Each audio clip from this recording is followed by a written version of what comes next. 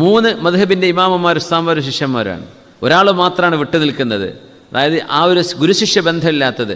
മഹാനായ അബൂ ഹനീഫത്തുൻ നുഅ്മാൻ റഹ്മത്തുള്ളാഹി തആല അലൈഹി, ഹനഫി മദ്ഹബിൻ്റെ ഇമാം, അവർ കൂഫയിലാണ്. ഇമാം മാലിക് തങ്ങൾ കഴിഞ്ഞാൽ തൊട്ടടുത്ത് വരുന്ന ആളാണ് ഇമാം അബൂ ഹനീഫ തങ്ങൾ. അബൂ ഹനീഫ തങ്ങൾ വഫാത്തായ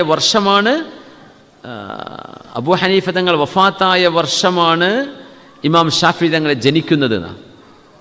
അബൂ ഹനീഫ തങ്ങളുടെ വഫാത്തിൻ്റെ വർഷവും ഇമാം ഷാഫി തങ്ങൾ ജനിക്കുന്ന വർഷവും ഒന്നാണ്.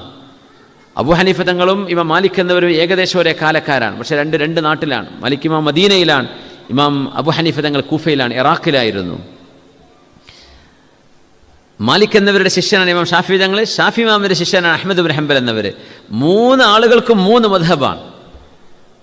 ഉസ്താദിൻ്റെ അതേ മദ്ഹബല്ല ശിഷ്യൻ്റെ ശിഷ്യൻ, അതായത് ഷാഫി തങ്ങളുടെ ശിഷ്യനാണ് അഹ്മദ് ഇബ്നു ഹംബൽ തങ്ങൾ. അവരുടെ മദ്ഹബ് വേറെയാണ്. അവരുടെ ഉസ്താദ് ഇമാം ഷാഫി തങ്ങൾ, അവരുടെ മദ്ഹബ് വേറെ. അവരുടെ ഉസ്താദ് ഇമാം മാലിക് എന്നവർ. ഒരു പ്രശ്നം ഉണ്ടായിട്ടില്ല. ഖൈറുൽ ഖുറൂനി ഖർനി, ഏറ്റവും നല്ല നൂറ്റാണ്ട് എൻ്റെ നൂറ്റാണ്ടാണ്. തുമ്മല്ലദീന യലൂനഹും, പിന്നെ തൊട്ടടുത്ത് വരുന്ന നൂറ്റാണ്ട്. അവിടെ കഴിഞ്ഞ ആളുകളാണ് മദ്ഹബിൻ്റെ ഇമാമുമാർ. 4 മദ്ഹബ് ഉണ്ടാകുന്ന അവിടെയാണ്.